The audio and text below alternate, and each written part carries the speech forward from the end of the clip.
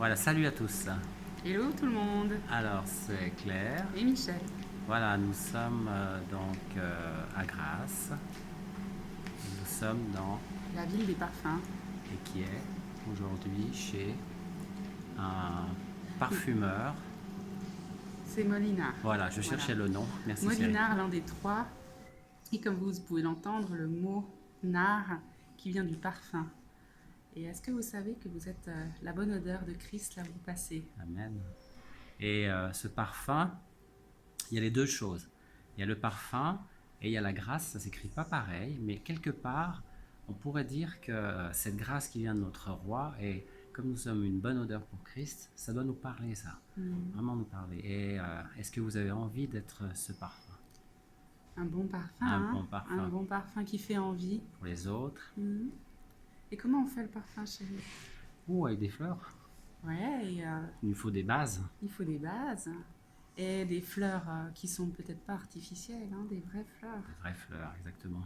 Des roses, Des roses, du jasmin. du jasmin, hein, une des tes fleurs préférées. Du patchouli, des aromates. Hein, vous avez peut-être lu dans la Bible tout ce que aussi, même les anciens prêtres, ils amenaient comme bonne odeur au Seigneur, comme c'était une offrande.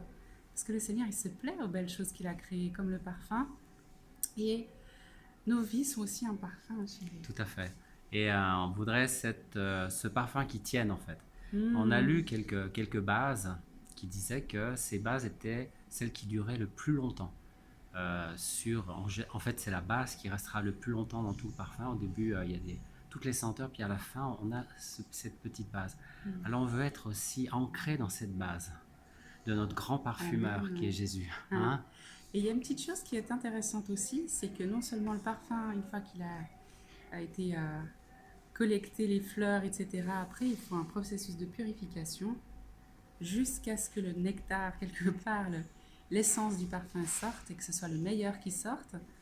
Puis aussi, c'est intéressant de voir que tu disais les bases. Oui, les bases. Et c'est intéressant aussi de savoir qu'un bon parfum, théoriquement, vous n'allez pas le sentir, mais les autres vont le sentir. Donc, en parlant aussi, on réfléchit en même temps, vous pouvez le voir, mais ça nous parle beaucoup parce qu'on ne se rend pas toujours compte et vous vous rendez peut-être pas compte de la merveilleuse personne que Dieu a créée en vous et combien votre témoignage juste tout naturellement, ça peut amener quelque chose. Exactement. Et puis, que vous soyez de bonnes bases, ancrés dans le roc, et vraiment le socle qui est Jésus, vraiment notre rocher en fait, ancré en lui, et que vous soyez et que nous soyons une bonne odeur, une bonne odeur pour notre roi, pour notre Seigneur, un parfum en fait, un parfum qui monte, un parfum. Vous savez, dans le temple, il y avait ce parfum, souvent on en parle, et que cette recette, elle était cachée, elle était interdite.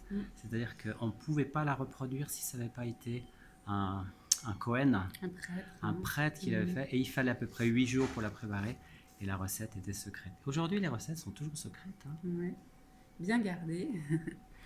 Et vous aussi, vous êtes secret pour le Seigneur et caché dans sa main.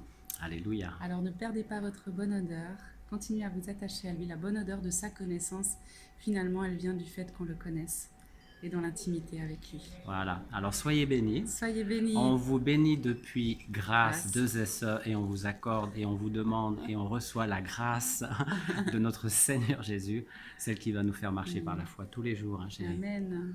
Ouais. Alors on vous dit shalom. Shalom, et à une prochaine. Et une prochaine depuis grâce, c'était Michel et Claire. Bye bye. Bye bye.